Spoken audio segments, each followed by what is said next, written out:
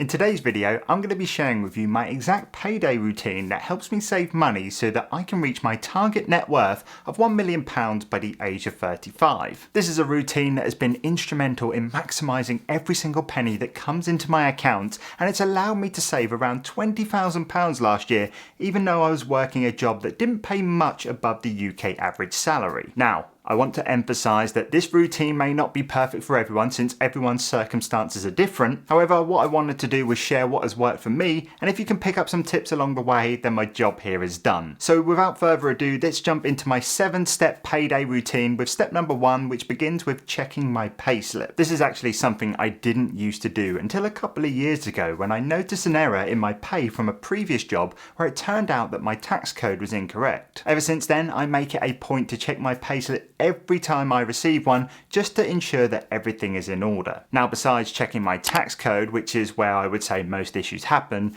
I also check the amount to ensure it matches my bank account. From there, I verify my contributions to national insurance, and I also review my pension contributions and, more importantly, my employer's contributions as well, just to make sure that they are matching the amounts they claim to be. Also, whilst I don't have one myself, it's worth saying that student loans are another place where things can go wrong, so if you have one of them, definitely make sure you're checking that as well. Now, ever since my issue a couple of years back, it's actually been pretty straightforward in terms of my recent payslips, but if I do notice any discrepancies, the first thing that I do is approach the accounts department at my job to get it sorted out immediately. I would actually recommend doing this on the day that you get paid, because normally the payroll team usually dedicates a few days around this time to resolving pay related issues, so catching it early increases the chances of a quicker resolution. Now, assuming everything looks good with my payslip, I then proceed to allocate my money into different accounts with step number 2, which is sorting out my bills. I believe that this is such an important step, both from a financial and mental standpoint, to have a dedicated account solely for paying your bills. This is because it allows me to set aside the necessary money every single month,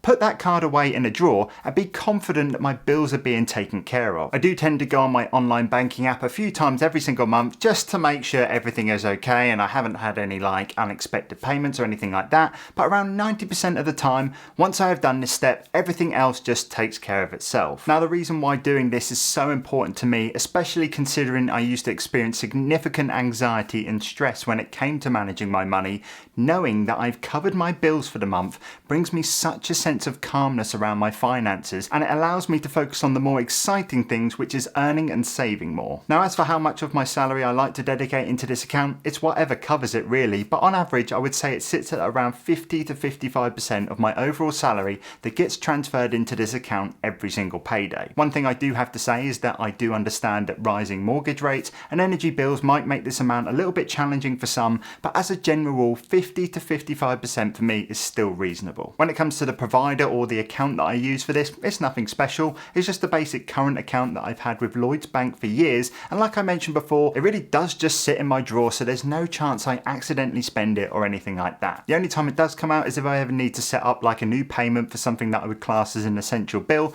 but essentially that is step number 1 covered. Next up is step number 2, which is a quick check to see whether my emergency fund needs a top up or not. Currently, I have around 3 months worth of monthly bills set aside in a separate account for emergencies. The reason I have chosen 3 months is basically because this is the amount in which I feel confident that if everything does go to shit, within this time I think I would be capable enough to turn it around and start earning money again. I also use this fund for unexpected payments like car repairs or apartment maintenance, which would then lead to my emergency fund taking a hit, meaning that it would need to be replenished to keep it at its target level. And this is essentially why I check it on payday. If it's dropped, then I know what to do, but if not, I can move straight into the next step, which involves depositing money into my stocks and shares ISA account. Now, ideally, my aim is to allocate around 20% of my payslip into this account, because this is the account that plays the biggest role in terms of helping me reach financial freedom. In fact, it's that important that I contribute even more money every month from my side hustles,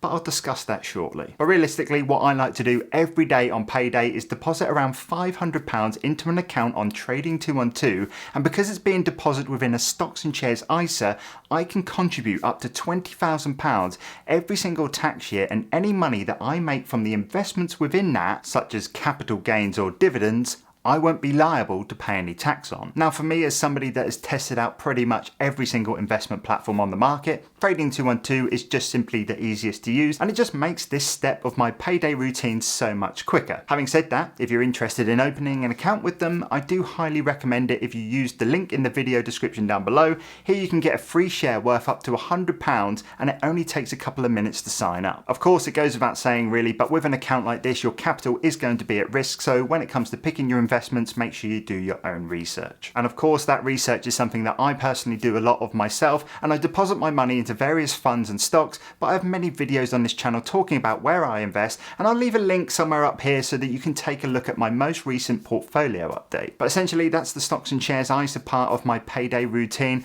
What I now have is the remaining money left to me, and this is all going to be going into my spending account. So essentially, once I've paid my bills, put my money into my ISA for financial freedom, whatever is left over becomes my disposable income, and this is the money for me to spend as I wish. Typically, this amounts to around 30% of my salary every month, give or take. Sometimes it's a bit more, sometimes it's a bit less, but with the way that I live, which I would consider is below my means, I never really find myself running out. Also, the reason why I actually leave this step to one of the last steps of this routine is actually one of the reasons how I've actually been able to save so successfully over the past few years, and all of it comes from the lessons that I learned in this book called The Richest Man in Babylon. In this book, the author talks about the concept of paying yourself first and adjusting your lifestyle based on the money that you have left, rather than doing the opposite where you would spend first and save the leftovers. Now for some people, living frugally no matter how much you have in your bank account might seem an easy task to do, but for me, having more money in my account always became a way of justifying unnecessary purchases. Now as for where I keep this money, it's very important that this gets completely separated out from all of my other accounts, and the bank that I use for this is Monzo, and I pretty much chose these guys for two main reasons. Number one is because they give you reports on how much you're spending,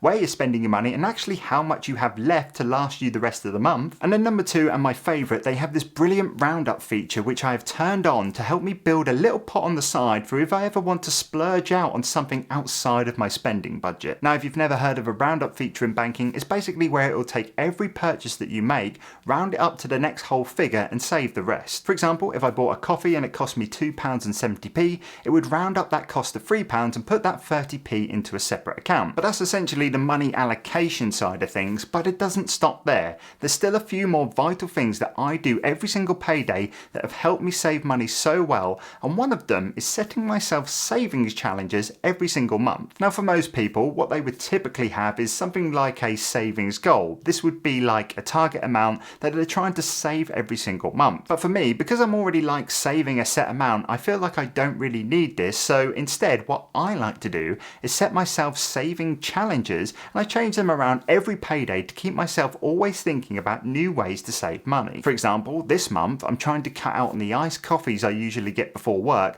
and I'm only trying to eat out for lunch at work once a week. From here, what I've basically worked out is that if I can do this, I will be able to save roughly an extra £50 a month, which can either go towards my investments, or maybe I can just put that extra money back into my fun account so that I can go ahead and buy something with a little bit more value to me than a nice coffee. It's just a simple thing that I like to do, and I like to incorporate it as part of my payday routine so that every month I have a new challenge. Next up, I update my net worth tracker. Now before I discuss my secret weapon with my side hustles, let's talk about tracking my progress, because this is one of the final things that I do when I get paid, and it's mainly to remind myself of how well I'm doing in terms of saving my money. I mean, let's face it, saving money isn't always fun. At the end of the day, we all want to be able to go out and spend and enjoy our money without any implications in the future. However, what I've been able to do is recognise that making certain sacrifices is going to be necessary for me to reach my goals, so what I like to do is keep a monthly track of my net worth and update it every single time I get paid and allocate my money into my savings and investments. This doesn't only just serve as a constant visual reminder of my progress, it also verifies that my system is working, and it also motivates me to continue saving throughout the month because I have got a goal that I'm working towards. In terms of where I track all of this, I basically created a custom template on an app called Notion,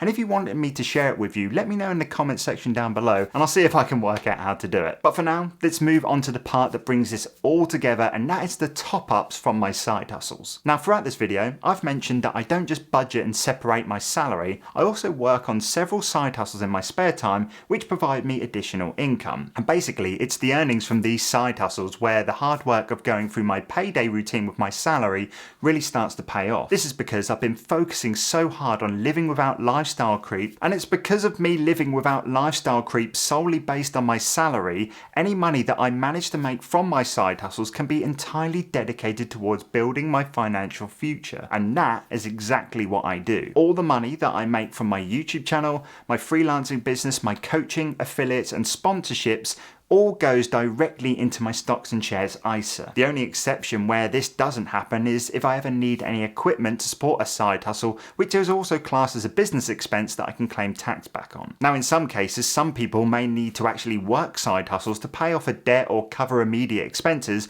but because I have built a system with my salary, which I typically class as my base income, I can solely focus on using this money on building wealth, and it's a cycle that I can just repeat month after month. But essentially that is my payday routine, all the way from checking my payslip to separating my money into their various different accounts. I hope you found this video valuable, and if you are still here, I'd really appreciate it if you gave the video a thumbs up, and if you haven't already, subscribe to the channel for more content like this, and I will see you in the next one. Take care.